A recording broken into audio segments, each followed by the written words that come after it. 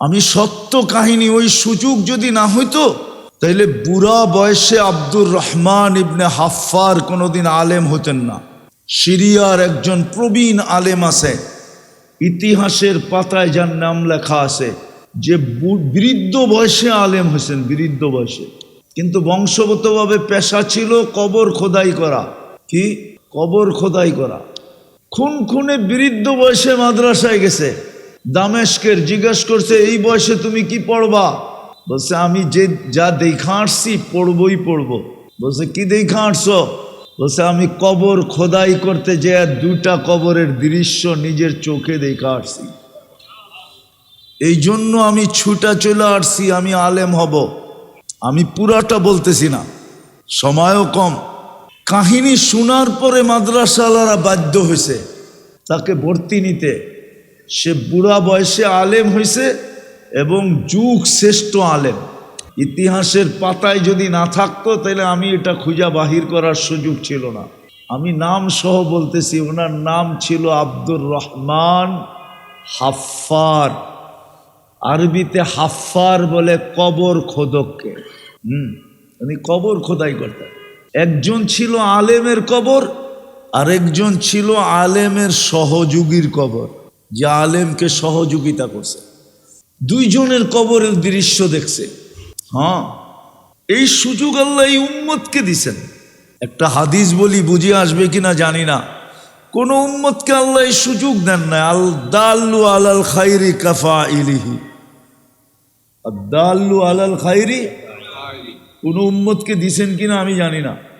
উলামা গাজীপুরের জানলেও জানতে পারে, কিন্তু আমার বিশ্বাস মনে হয় না কেউ জানবে। কেউ টোকায়া প্রমাণ দিতে পারবে। কিন্তু এই উম্মত তো ভালোর দিকে রাস্তা দেখাইলে যে ভালো কাজ করলো তার রাস্তা দেখানোর কারণে সম পরিমাণ সওয়াব সে পাবে। এই জন্যই তো হাদিসে পাওয়া যায়, একজনকে কিয়ামতের দিন আমলনামা দিবে। ও আমলনামা পয়রা বলবে, আল্লাহ এটা আমার না, ভুলে চলে আসছে। আল্লাহ বলে, ভুলে চলে আসছে মানে আমিও কি ভুল করি নাকি?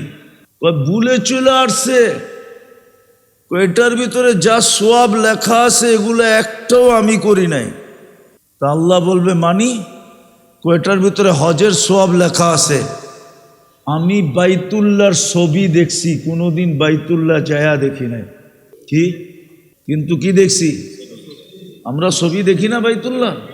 হ্যাঁ, বলবে এটার ভিতরে কোটি কোটি টাকার জাকাত আছে। আমি জীবন পর জাকাত নিয়া খাইছি, কোনোদিন দেওয়ার সুযোগ হয় না। এরকম অনেকগুলো সে দেখাবে, অনেকগুলো সে দেখায় ফেরত দিবে, এটা আমার না। তা আল্লাহ ওরে বুঝাবে যে এটা তোমার। কিভাবে? ওই যে বললাম না, তুমি রাস্তা দেখাইছিলে যার কারণে তোমার হয়েছে, ওই সওয়াবগুলো তোমার আমলনামায় আসছে। তারপরও আর বিশ্বাস হবে না।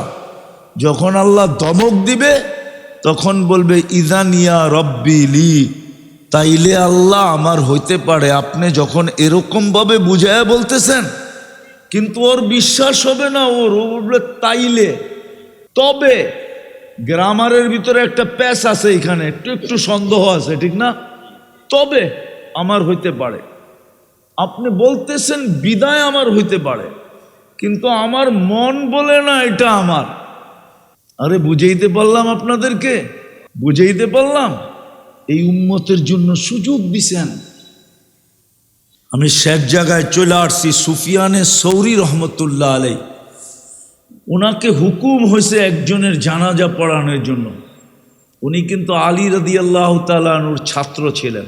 স্বপ্নে যুগে ওনাকে দেখানো হয়েছে অমুকের জানাজা পড়ায় আসো।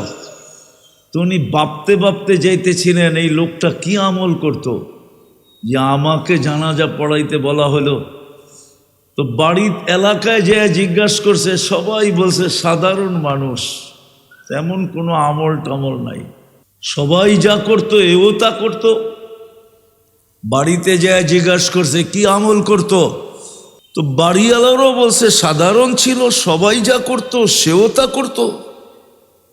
তো তার স্ত্রীকে পর্দার মাধ্যমে জিজ্ঞাসা করছে কি আমল করতো, বলছো ছিল তো সাধারণ, কিন্তু কোরআন পড়তে জানতো না।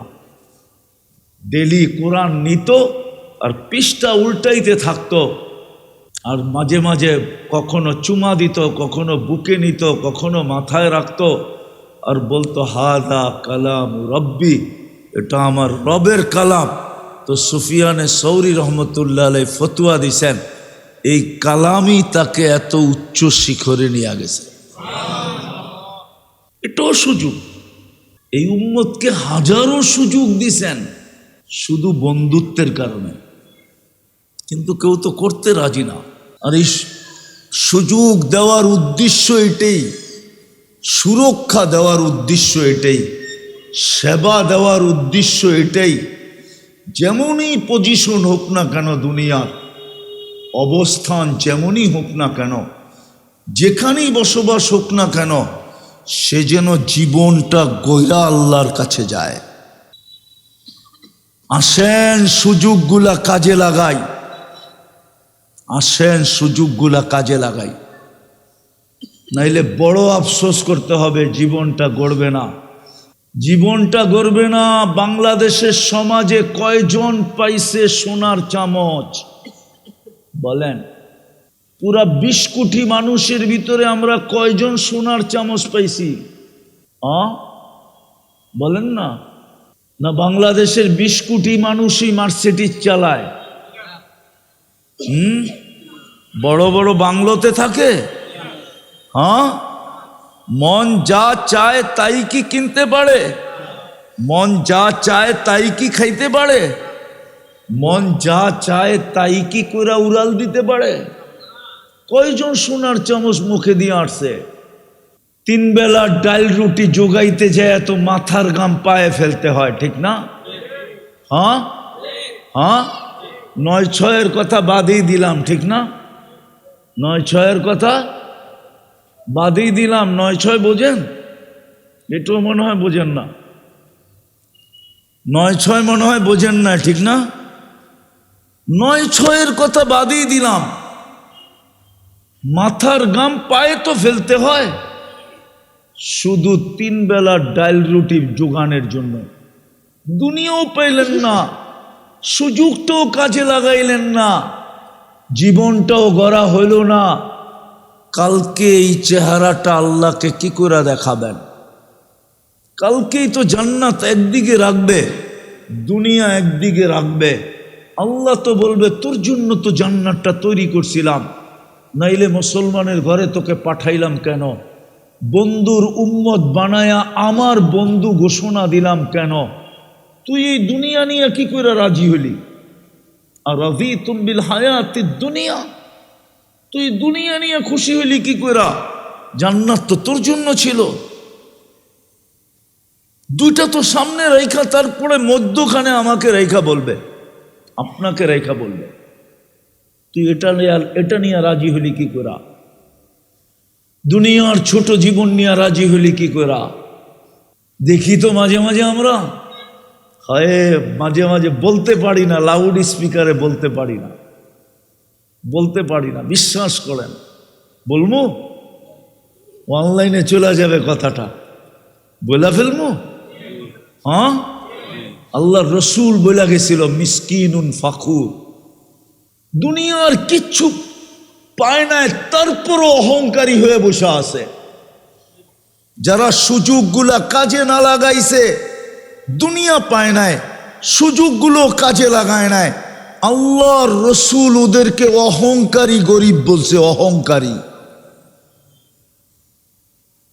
চালায় ভ্যান, চালায় অটো, চালায় রিক্সা, করে শ্রম দেয় শ্রম, সুযোগটা একটু কাজে লাগাইলি কিন্তু জান্নাত হয়ে যেত। কিন্তু তারপরও অহংকার নিয়ে চলে, এটার নামই অহংকার। সে সুযোগগুলা কাজে লাগায় না, মানে সে অহংকারী। আল্লাহ রসুল বলছে মিসকিনুন ফাকুর। আমার সমাজের এই লোকগুলা দেখলে মাঝে মাঝে চোখে কান্না আসে, কান্না, পানি ঝরতে থাকে। গাড়িতে বসে বসে ভাবতে থাকি যে আল্লাহর রসুল তো বইলা গেল, কিন্তু আমরা তো লাউড স্পিকারে বলতে পারি না, এরা তো আমাদের বিরুদ্ধে চলে যাবে। এরা তো বুঝবে না, জিনিসটা মাথায় নিবে না। আল্লাহ রসুল তো বলছে অহংকারী এরা। মিসকিনুন ফখুর, অহংকারী গরিব, দুনিয়াও হারাইলো আখেরাতও হারাইলো। অথচ সুযোগটা কাজে লাগাইলি কি কি কি বেশি তো ছিল না, তাও দেখাইতেছি কতটুক ছিল। ইমান তো মাতৃকোলেই দিয়া দিছিলেন, শুধু ওইটাকে দৈরা রাখার দরকার ছিল। কি কি দুটা ইমানের ভিতরে দুটা কাজ করা দরকার ছিল, একটা ধৈরা রাখার দরকার ছিল, আরেকটা এটাকে পিওর রাখার দরকার ছিল। কি কি পিওর, ধুলাবালু রেলো না লাগে। সল্লু খমসাকুম, 5 ওয়াক্ত নামাজ পড়ার দরকার ছিল।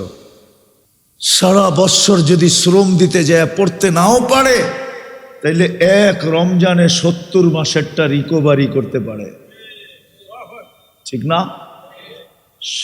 70 মাসেরটা। আরেকটা বলবো, হুজুররা আবার আমার বিরুদ্ধে চলে যাবে। বলবো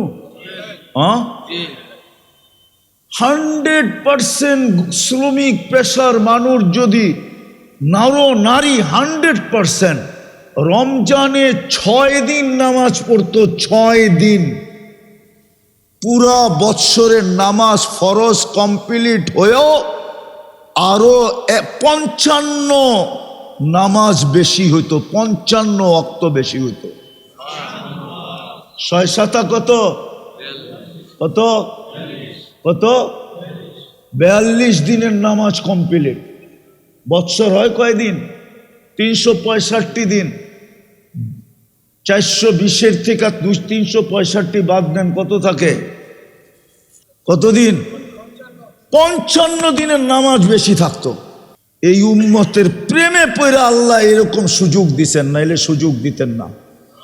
ওলামা আমার বিরুদ্ধে চলে যেতে পারে, বিরুদ্ধে লিখতে পারে, অনেকে লেখে আমার বিরুদ্ধে, লিখতে পারে। এই উম্মতের ভালোবাসায় পড়ে আল্লাহ এই সুযোগ দিছে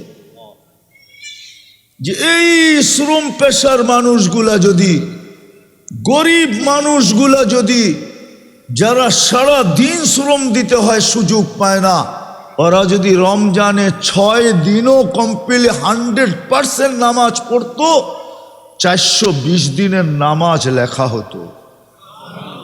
হাদিস যদি ভুল না হয়ে থাকে, আর হাদিস যদি ভুল হয় তাহলে ভিন্ন কথা।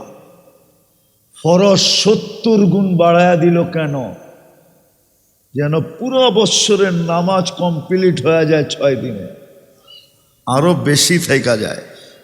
আমি 5 দিনই বলতাম, কিন্তু 5-7 35 দিন হইতো, 350 দিন হইতো, 365 দিন হইতো না। এই জন্য 6 দিন বললাম। কি বুঝাইতে পারলাম? সুযোগগুলা কাজে লাগাবেন। চলেন আজকে আল্লাহর কাছে মনের থেকে তওবা করি। করবেন? কে কে করবেন দেখি? তাহলে বলেন, আল্লাহ অতীত থেকে তওবা করলাম। নামান সুযোগগুলাকে ওলামাদের কাছ থেকে শিখা কাজে লাগান। এই উম্মত 1 নেকি দিয়া জান্নাতে যাবে, 1 টাকা দিয়েও জান্নাতে যাবে। যদি সঠিক জায়গায় টাকাটা লাগাইতে পারে, তাহলে 1 টাকা দিয়া জান্নাতে যাবে, 1 নেকি দিয়েও জান্নাতে যাবে। হায় হায় হায়। আরেকটা হাদিস আছে, এই উম্মতের জন্য আল্লাহর বড় ভালোবাসা, বড় স্নেহ, বড় মায়া, বড় মমতা। আল্লাহ আমাদেরকে বুঝার তৌফিক দান করেন। এই জন্য মেরে দোস্ত, সুযোগগুলা শিখি, কাজে লাগাই। আমাদের সন্তানও আমাদের জন্য বড় সুযোগ। আমাকে আল্লাহ 1 টাকা দিছেন, এটাও বড় সুযোগ। আমি আইসা মাদ্রাসাটার খবর নিতেছিলাম, বড় জীর্ণ শীর্ণ দেখতেছি, যদিও ভাড়ায় চলতেছে। আমি আপনাদের কাছে অনুরোধ রাখব, বিশেষ করে এই মজমার কাছে বা যতদূর আমার আওয়াজ চায়, নারী পুরুষদের কাছে যতটুক সম্ভব, এটাও বিরাট বড় সুযোগ। বললাম না, সহযোগীর কবর দেখা যে এই উলামাদের সহযোগিতা করছে, ওর কবর দেখা বুড়া বয়সে আলেম হয়েছে। আমি নাম পর্যন্ত বললাম, আব্দুর রহমান আল হাফফার। আপনিও এখানে সহযোগিতার হাত বাড়ান। 40,000 টাকা বলে মাসে ভাড়া দিতে হয়, নিজস্ব কোনো জায়গা নাই এখনো, ছাত্র সংখ্যাও কম। আর এটাও সত্য, যতদিন এই মাদ্রাসা মসজিদগুলা টিকা থাকবে অতদিন আমরাও টিকা থাকব। আর যেদিন এগুলা বিলুপ্ত হয়ে যাবে ওই দিন আমরাও বিলুপ্ত হয়ে যাব। আমাদের ভিতরেও দিনদারি থাকবে না। যতটুক বাংলাদেশে আছে শুধু এই মাদ্রাসার মসজিদগুলার কারণে আছে। এগুলা যদি না থাকতো তাহলে এটুকু থাকতো না, আমরাও স্রোতে ভেসে যেতাম। বিদায় এগুলাকে টিকায় রাখা আমাদের নৈতিক দায়িত্ব। নৈতিক দায়িত্ব, এই জন্যই বাংলাদেশ বিপর্যয়ের থেকে বেঁচে আছে। আমি তো আগের থেকেই বলতেছি যে বাংলাদেশে 3 কারণে বিপর্যয়ের থেকে বেঁচে আছে, নাহলে বাংলাদেশ বহুত আগে বিপর্যয় হতো। ভূমিকম্পের দিক দিয়া হয়তো, প্রাকৃতিক দিক দিয়া হয়তো, শতভাবে বিপর্যয় হতো, কিন্তু আজ পর্যন্ত হয় নাই। আর আমার বিশ্বাস, যতই মানুষ স্লোগান তোলক বিপর্যয়ের, বাংলাদেশে যতদিন এই 2-3টা জিনিস টিকা থাকবে আর বাংলাদেশের মানুষ এটাকে ধরে রাখবে, বিপর্যয় হবে না। একটা হলো মসজিদ মাদ্রাসা, আর একটা হলো হক্কানি আলেম ওলামা আল্লাহওয়ালা। এই 3 শ্রেণী, 3 জিনিস যতদিন থাকবে এই দেশে বিপর্যয় হবে না ইনশাআল্লাহ। এটা হলো এই দেশের বাহ্যিক আধ্যাত্মিক শক্তি। আবার এই মাটির নিচে আরেকটা আধ্যাত্মিক শক্তি আছে। হ্যাঁ, এটা আমি অনেকবার বলছি, মিডিয়ায় পাবেন আপনি। বাংলাদেশের মাটির নিচে একটা আধ্যাত্মিক শক্তি আছে, যেটা দুনিয়ার কোনো মাটির নিচে নাই। মক্কা মদিনা ভিন্ন, ওটার সাথে তুলনা হয় না। এরকম আধ্যাত্মিক শক্তি কোথাও নাই। আল্লাহর রসুল হিজরত করেন নাই, সর্বপ্রথম 4 সাহাবী আসছিলেন বাংলাদেশে, 2 জনের কবর এই মাটির নিচে আছে। ইতিহাস বলে ইতিহাস, এত বড় প্রথম যুগের আল্লাহর রসুল হিজরত করেন নাই, এত লম্বা কুরবানির আধ্যাত্মিক শক্তি এই মাটির নিচে লুকানো আছে। এই জন্য আমি বলি, এই মাটি নিয়ে বিপর্যয় হয় না। কেউ যদি এই মাটি নিয়ে খেলতে চায় তো মাটি বেশি দিন ওকে খেলতে দেয় না, কখনো না কখনো ওকে আউট করেই করে। এটাই মাটির আধ্যাত্মিক শক্তি। আপনি জানেন না আপনার দেশের ইতিহাস? আমি ইতিহাসের পাতা থেকে বলতেছি, আরো বলতে পারি, কিন্তু ওলামারা মানবে কিনা এটাই হচ্ছে প্রশ্ন। এই মাটির আধ্যাত্মিক শক্তি হলো এটা। একজনের নাম কাসেম ইবনে হুযাইফা, আরেকজনের নাম উরওয়া ইবনে সা। এই 2 সাহাবীর কবর এই মাটির নিচে আছে। আল্লাহ আমাদেরকে আমল করার তৌফিক দান করেন। করবেন সহযোগিতা আপনারা? হ্যাঁ, পাক্কা? আমি চান্দা করব না, কেননা ছাগল দিয়ে হাল চাষ হয় না, চান্দার জন্য লোক আলাদা লাগে। কিন্তু আমি এতটুকু আপনাদেরকে বলবো, সামান্য হলেও হাত বাড়ায়া দিয়েন, ঠিক না? সামনে রমজান আসতেছে না, বলে তো দিলাম। আপনারা সহযোগিতা করার জন্য ইনশাআল্লাহ হাত বাড়ায়েন। ময়দানে করা হবে না, পরে আপনি সুযোগ মতো আপনি আইসেন। সামনে রমজানও আসতেছে, বিরাট বড় সুযোগ আছে। আল্লাহ আমাদেরকে আমল করার তৌফিক দান করেন। দোয়া, লাকাল হামদ কামা ইয়ানবাগি লিজালালি ওয়াজহিকা ওয়া আযীমি সুলতানি। আল্লাহ বলার পর্ব ছিল শেষ, শোনার পর্ব শেষ, ভিক্ষার পর্ব চলতেছে।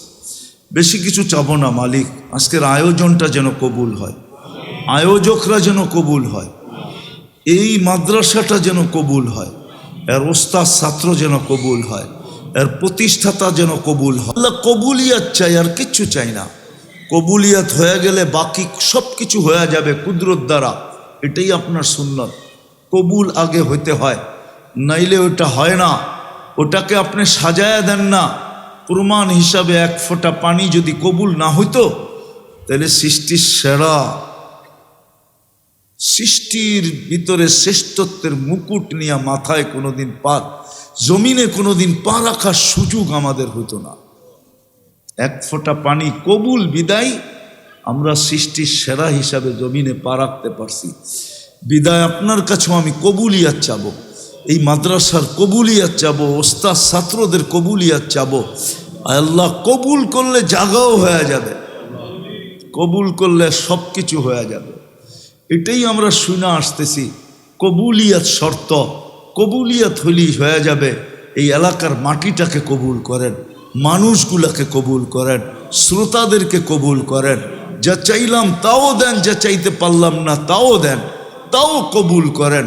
যার যে পেরেশানি আছে দূর করে দেন, প্রয়োজন আছে মেটায়া দেন, অসুস্থ আছে শেফায়ে কামেলা আজেলা দায়েমা মুস্তামেররা নসিব করেন।